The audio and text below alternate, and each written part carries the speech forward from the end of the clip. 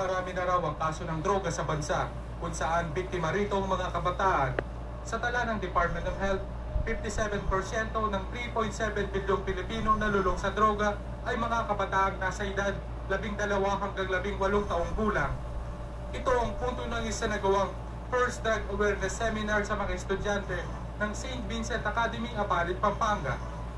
Ayon kay George Gonzalez, Assistant Program Head ng Angeles City Drug Abuse Council, binibigyan din sa seminar ang epekto ng droga sa katawan at sa buhay ng mga gumagamit nito.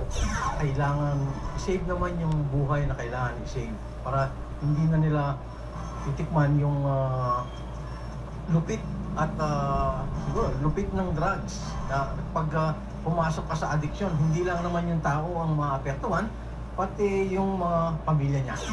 Dagdag pa ni Gonzales, peer pressure ang dahilan kaya nalululong ang mga kabataan sa droga na nagsisimula sa simpleng bisyo ng paninigarilyo at alkohol patungo sa ipinagbabawal na gamot. Usually, natitikman nila ang drugs sa mga kaibigan eh.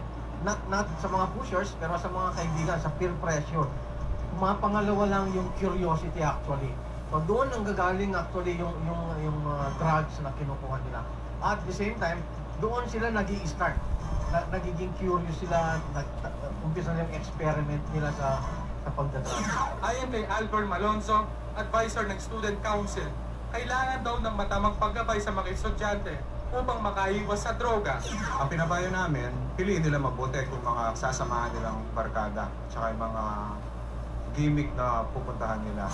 Lumawak naman daw ang kaalaman at lumalim ang pagkakaunawa ng mga mag-aaral sa masamang epekto ng droga. Kasi walang may dudulot ang maganda. Tapos naikaya din akong wag itong subukan. Tapos naikaya din akong sa mga dadating ko nga na hindi nila ito matututunan o hindi nila ito malalaman. O wala silang magiging idea tungkol doon. Nalaman po namin yung kahalagahan ng pag-aaral at saka yung parang pag-iwas sa droga upang maging maganda yung kinabukasan. Sa loob lang ng isang taon, 23 yung nakulong dito sa bayan ng Apalit. Nalinis na natin yung Apalit. Siguro ngayon minimal na lang na naghihingi na tayo ng tulong dito sa mga estudyante at mga kababayan natin na tuloy-tuloy na natin linisin itong bayan natin sa illegal drugs na to. Kasama si cameraman Joe Asuncion, ako si Jeffrey Gomez nag-uulat para sa Sentro Luzon TV 36.